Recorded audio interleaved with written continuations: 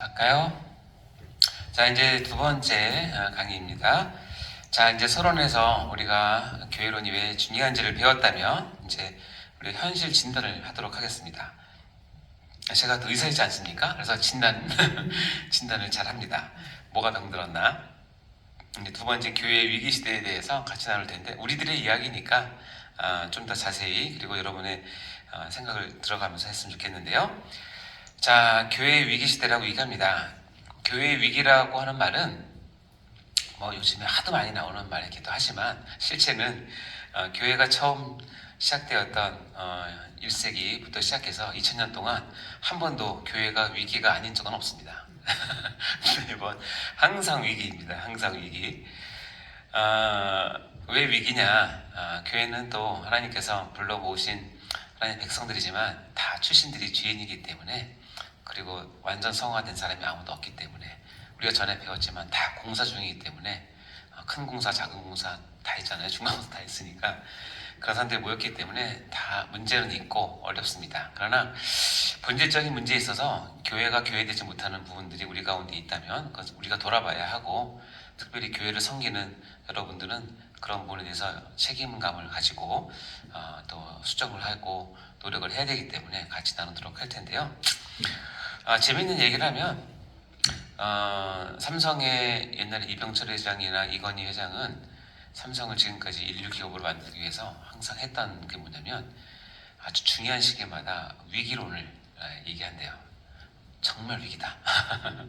그래서 이제 간부들을 모아놓고 지금 국제가 어떻고 국내가 어떻고 우리가 얼마나 위기 시기에 살고 있는지 위기를 확 풀어놓으면 그것을 붙잡고 사람들이 이렇게 작게 하나가 돼가지고 했다고 해요.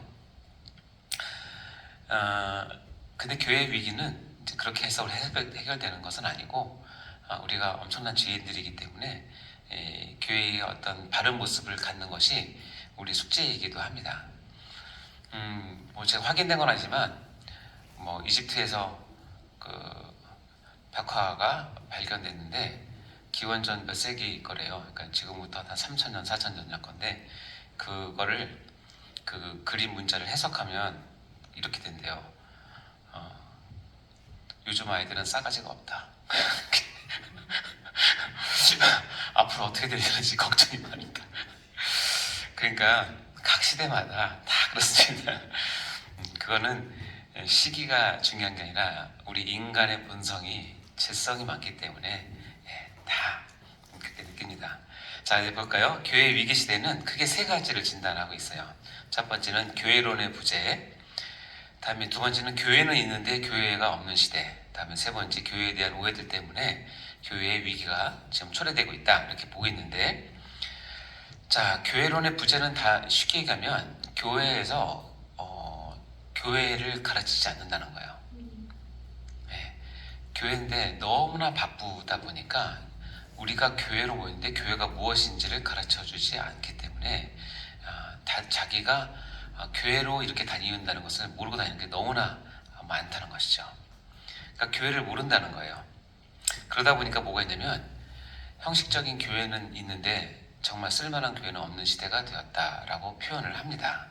여기 보시면 특별히 이제 전문가가 외부에서 바라본 교회 위기 시대의 세 가지를 뽑고 있는데 뭐냐면 사람들이 교회가 무엇인지 모른다. 다시 얘기하면 교회가 무엇인지 정확히 가르치는 것이 없기 때문에 사람들이 교회가 무엇인지 모르고 다니고 있고 거기서 쉽게 말하면 모르는 상태 길을 잃고 헤매는다고 생각을 하는 거죠. 특별히 이제 포기하려고 들어오는 것이 아니라 얻으려고 들어온다라고 표현을 하는데 우리 초대교회 같은 경우에는 계시록의 7교회 같은 거 이렇게 연구를 해보면 여러분 초대교회는 그 당시가 이제 형성될 때 로마 황제로부터 엄청난 박해를 받았잖아요. 로마 황제의 박해와 더불어서 뭐가 있었냐면 유대주의자들, 즉 유대교를 믿는 사람들이 기독교인을 엄청 박해했어요. 이 두 개가 짬뽕이 돼가지고 완전히 교회를 굉장히 힘들게 했거든요. 예를 들자면 이거예요. 예를 들어서 요한계시록에 쓰여졌던 도미티안 박해 같은 경우에는 이제 전무후무한 박해였는데 그때 이제 네로박해 또 심했지만 도미티아 박해가 굉장히 심했는데 그러면 교회들이 어떻게 되냐면 이제 그 지상에서 모임을 가질 수 없기 때문에 다 지하로 들어가잖아요. 그 우리가 뭐라 그러냐면 카타콤이라고 그러잖아요. 근데 카타콤에 들어가려면 신분이 확실해야 들어갈 수 있어요. 그리고 카타콤은 뭐 저는 안 가봤지만 그분 분에 의하면 뭐 지하 1, 2층이 아니에요. 거긴 다 석회에서 손으로 다 팔 수 있을 정도인데 심한 경우는 지하 20층까지 있대요. 그러니까 이게 미로처럼 돼 있어서 로마 군인들도 저게 카타콤 입구인지 아는데도 못 들어가는 거예요. 들어가면 못 나와요. 죽는 거야. 길을 잃고. 그러니까 함부로 못 들어가는 거예요. 출구는 여러 개가 있고. 그러면 어떻게 하느냐? 그래서 도미티안이나 네로는 어떻게 했냐면 교인들 잡아오는 사람 군인들한테는 보상을 주고 승진을 시켜줬어요. 그러니까 어떻게 되면 군인들이 눈에 불을 켜고 잡는 거죠. 네. 황제의 명령이기도 하지만 자기 공을 세우기 위해서.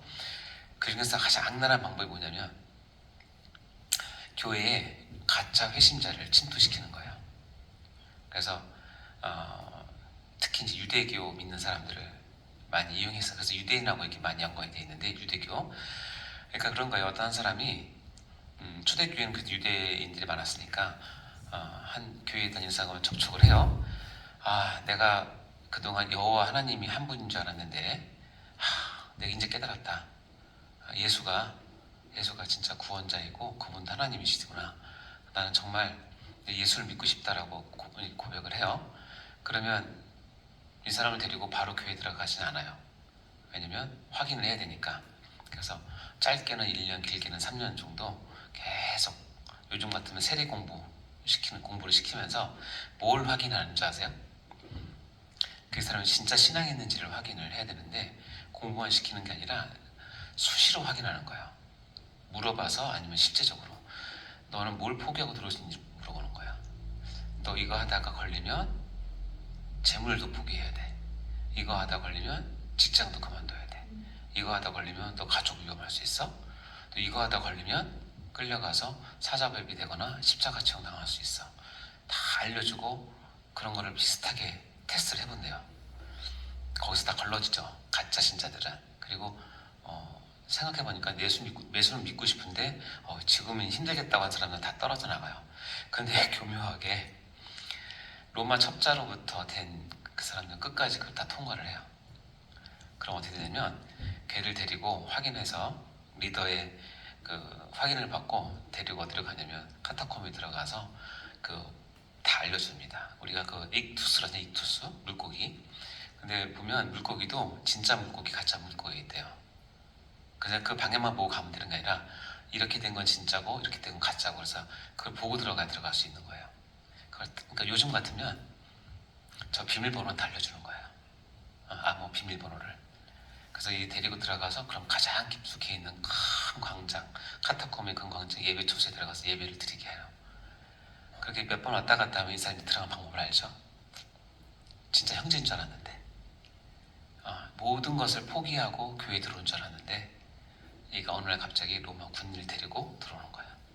그럼 그 교회는 하루아침에 문 닫는 거예요. 다 잡혀가고 다 콜로세움에서 다 사자밥이 되고 불타 죽고 그랬죠. 뭘 얘기하냐면 그 당시 교회는 교회의 한 멤버를 받아들일 때는 엄청나게 까다로웠어요. 왜냐면 잘못 받아들이면 교회가 문 닫고 자기들이 다 죽기 때문에. 그러니까 뭘 확인하냐면 신앙도 확인하지만 네가 교회에 무엇을 포기하고 들어오는지를 확인했다는 거예요.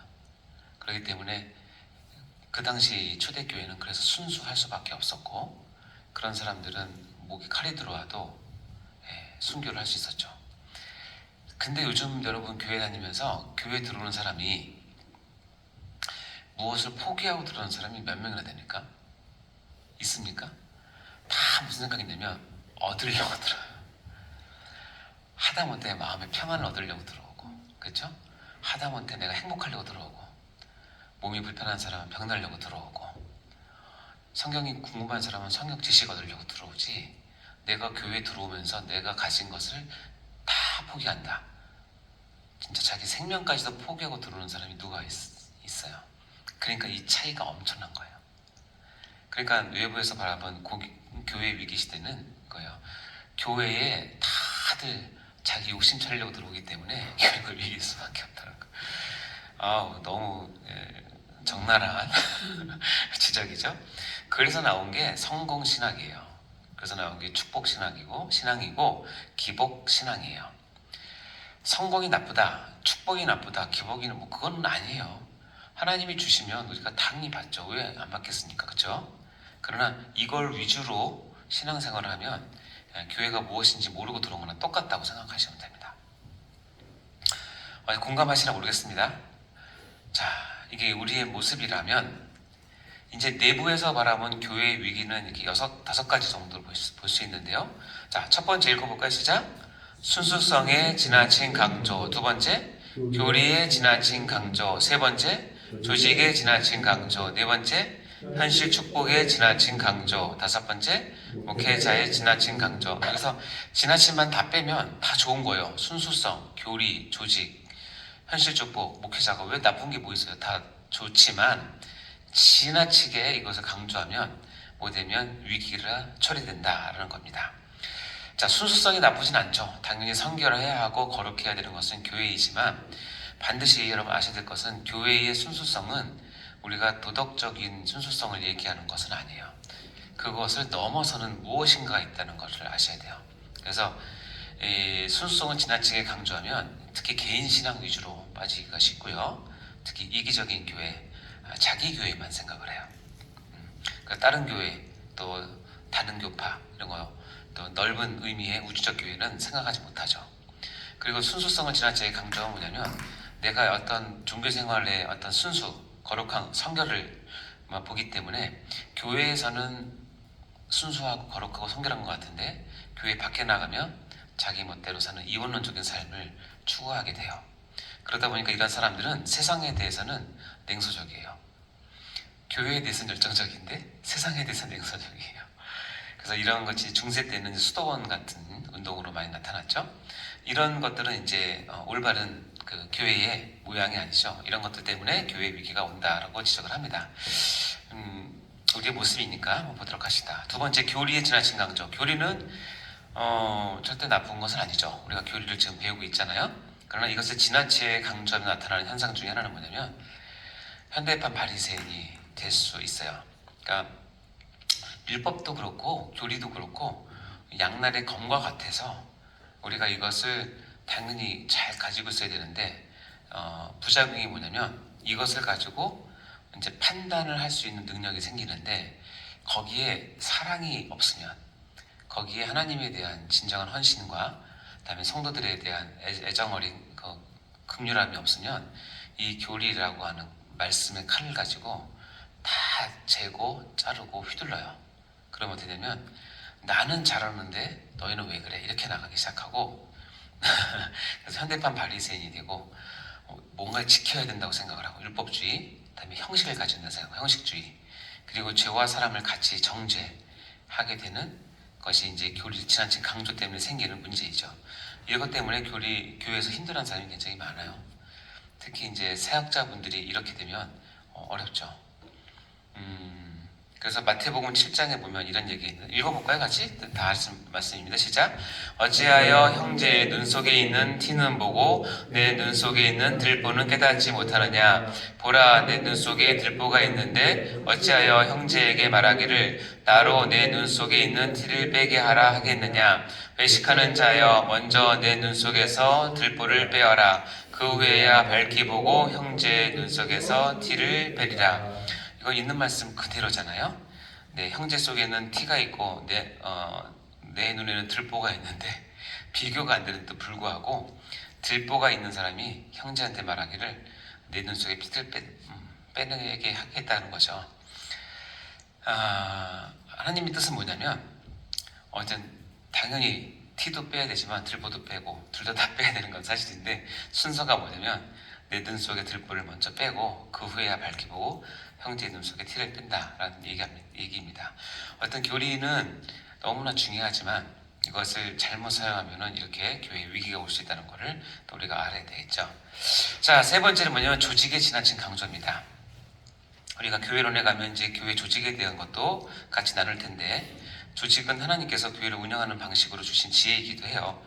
그러나 조직을 지나치게 강조하면 이렇게 됩니다. 뭐가 생기냐면 특권의식이 생기기 시작합니다. 특권의식. 특히 이제 교회 처음 개척하실 때 수고하셨던 분들, 이런 것들 또 혹시 있을 수도 있어요. 뭐 다는 아니지만요. 그리고 교회의 어떤 건축이나 할 때 큰 헌금을 하신 분들이 또 그럴 수도 있고, 또 지위라고 하기 말하긴 그렇잖아요. 우리 직분이 이제 평신도에서 뭐 안수집사, 안수집사, 권사, 장로 이렇게 가면서 권위주의가 생기게 되고, 어떤 자기 권력을 갖는다고 생각하는 권위주의가 또 생기게 되고요. 그래서 상하 관계가 형성이 돼서 거기서 무엇인가를 자기가 위치를 잡으려고 하는 헤게모니 싸움을 하게 되죠. 인간들이 모여서 어쩔 수 없다라고 하는데, 어떤 분들은 그렇게 평가를 해요. 교회 조직의 쓴맛은 뭐죠? 그 조폭보다 더 심하다고. 그렇게 보이면 정말 안 됩니다.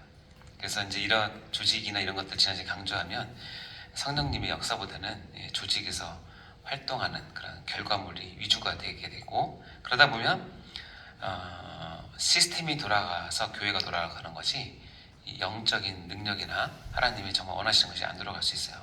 그래서 평신도나 지도자들이 무력화되죠. 조직에 의존하게 되니까. 이런 부분들이 우리가 이제 주의해야 될 부분이죠. 다음은 뭐 현실 축복의 지나친 강조인데요. 현실 축복이 나쁜 건 아니지만, 보면 이 땅의 시민권은 굉장히 강조하는데 하늘의 시민권을 축소하는 거죠. 그러니까 하늘에 대한 소망을 우리가 붙잡고 살아야 되는데, 우리는 어쩔 수 없이 이 땅에서 풍성하면 하늘에 대한 상급에 대한 소망은 작아져요. 그렇죠? 이 땅에서 고난이 있어야 하늘에 대한 상급이 커지는 건 사실입니다. 그렇다면 모든 부자가 다 하늘에 대한 상급을 못 갖느냐? 그렇진 않아요. 객관적으로 부자고 잘 나가는 사람에도 불구하고 하나님으로부터 정말 훈련받은 사람, 그리고 모든 것을 하나님께 헌신하고 거듭난 사람, 그다음에 성화된 사람은 이 땅에 가진 것과는 상관없이 정말 하나님에 대한 그 소망과 상급을 가지고 보면서 살아요. 그럼 어떻게 사느냐? 자기가 받은 모든 것을 달란트로 여기고 그것을 어떻게 활용할지를 고민하면서 살아요. 그래서 그런 사람들을 통해서 하나님께서 또는 큰 일을 하시죠. 그래서 그런 요즘 말하는 거룩한 부자 많이 필요하기도 해요. 아무리 개미 군단이 100명, 1000명 모여서 하는 것보다 재벌 한 사람이 마음만 바꾸면 훨씬 더 큰 돈을 내지 않습니까? 현실적으로. 그러니까 그 부자 가난한 게 중요한 게 아닌 것 같아요. 그 마음의 심령이 가난한 게 중요한 것이고, 그가 가지고 있는 물질에 대한 개념이 중요한 것이죠. 근데 이제 현실 축복은 뭐냐면 그걸 교묘하게 가려요. 하나님께서 축복받은 자는 이 땅에서 잘 된다고, 그리고 성공한다고, 부자가 된다고 은연중에 가르치고 그것을 부추기게 되고, 그렇게 하면 간증을 세우고, 또 그렇게 하면 또 많은 사람이 부러움을 받게 되고 그렇게 생각하잖아요. 일면 뭐 다 틀린 건 아니지만 너무 그쪽을 강조하면 하나님 뜻이 드러내기가 쉽지 않고, 거기에 소외된 사람들이 하나님에 대해서 오해를 많이 하기 때문에 정말 조심하셔야 돼요. 만약에 현실 축복이 하나님이 주신 축복의 전부라면 서울대 학생이 전체 다 기독교인이라면 그렇게 생각하셔도 될 거예요. 그렇지 않죠? 10대 재벌이 다 기독교인이라면 우리가 그렇게 생각해도 되겠죠. 그렇지 않죠? 그러니까 현실만 봐도 그렇지 않다는 걸 알잖아요. 그래서 이 땅에서는 안락을 너무나 누리지만 하늘에서 그래서 안식보다는 안락을 더 추구하는 것이 현실 축복의 지나친 강조에서 나타난 겁니다. 자, 마지막으로 보면 목회자의 지나친 강조. 목회자의 지나친 강조는 뭐냐면 교회의 모든 일을 목회자에게 다 맡기는 거예요. 그래서 뭐냐면 주님의 지상 명령을 지나치게 축소를 해서 교회의 중요한 일들은 평신도는 제외된다고 생각을 하고 목회자가 다 알아서 해주길 바라는 거죠. 요즘 성도들이 많이 그런 것 같아요.